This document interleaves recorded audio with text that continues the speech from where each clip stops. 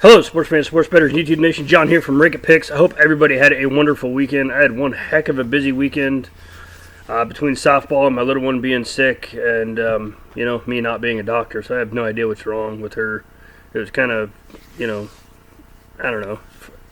It's frustrating to say the least to just know that something's wrong and not know. Long story short, we ended up getting a diagnosis on Friday, which was totally not correct, and then found out yesterday. So we essentially burned 2 days of her getting better, but she's now on the road to recovery. They know what's wrong, so all is well that ends well.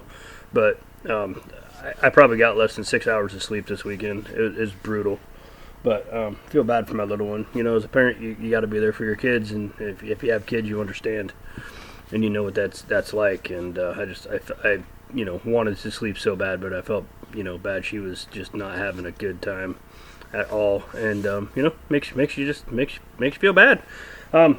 This weekend, Saturday, I only had a couple picks. Obviously, I was up, so I didn't have time to cap. I usually cap a lot of soccer on the weekends. I just did not have time, and I'm not just going to throw darts at a wall. Capping soccer takes time and a lot of effort, but ended up going 0-2 on Saturday. Had Velour on the money line, and then the Cubs' first 5-run line. Those both did not hit.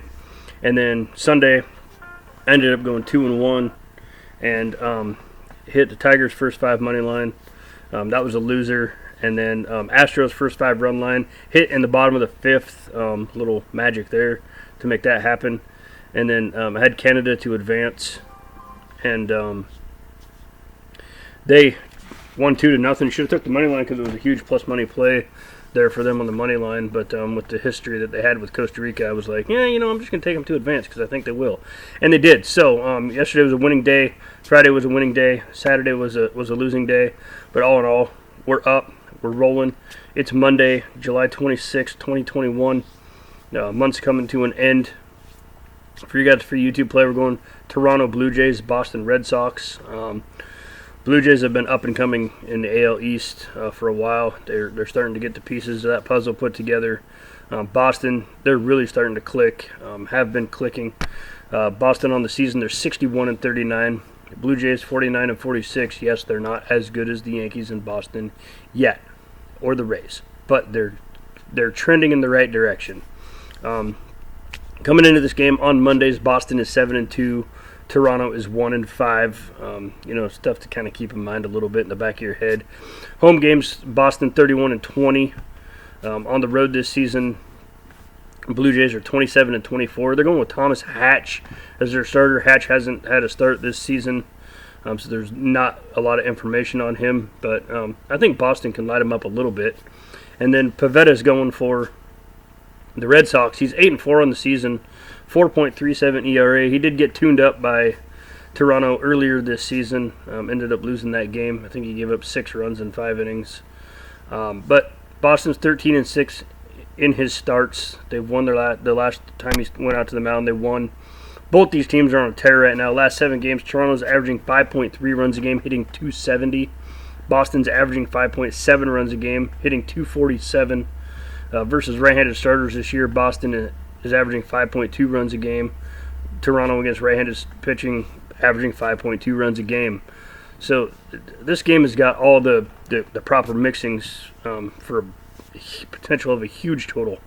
The total sits at 11 right now, which is dicey. It's dicey to say a Major League Baseball game is going to go over 11 runs. I think it does.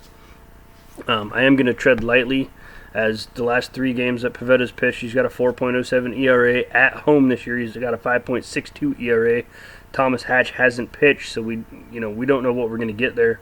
But if you haven't pitched and you're making your debut, Boston's not the team that you want to see sitting in the other dugout the way that they're hitting right now. These two teams, they go at it. Last 3 seasons, head-to-head at Fenway Park, they're 11-11. This year at Fenway Park, they're 3-3. They split. All those games, they kind of, I don't want to say they trend to the under, because the last 3 seasons they're 11-11 to the over-under. So, I mean, it's 50-50 either way. But I feel that this game has a legitimate chance to go over, but I also think Boston's going to win. So your official play is going to be the Boston Red Sox on the money line. It's a minus 141 right now. I'm gonna tone it back a little bit, put a half a unit on it, and roll with that. So if you guys have not already, hit that subscribe button, tap the bell, turn the notifications on if you want the videos as soon as they drop. Make sure to give me a big old thumbs up. I really do appreciate it. And I'll be back every single day this week, and hopefully this next weekend I won't have the baby being sick and all that to deal with, because family comes first. That's just the bottom line. My daughter, if she needs something, I'll sports cap later, but I'll make sure she's taken care of. With all that being said, I hope you guys have a wonderful day. Thank you very much for watching this video, and most importantly, good luck with your bets.